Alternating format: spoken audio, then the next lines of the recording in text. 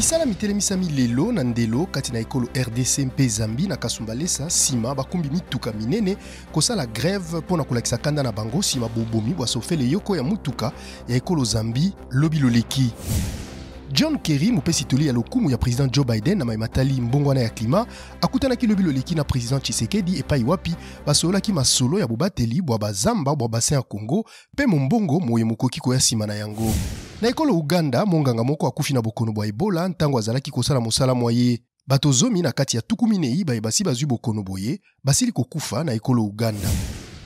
Na ekolo Congo démocratique bato zomi babomami pe bato koleka tukumi bale bamemami na zamba na bayeba monani kozala badongolo miso balingombale ya ADF o mokolo malobi loleki na mboka Vido territoire ya Beni o etuka ya Nord Kivu.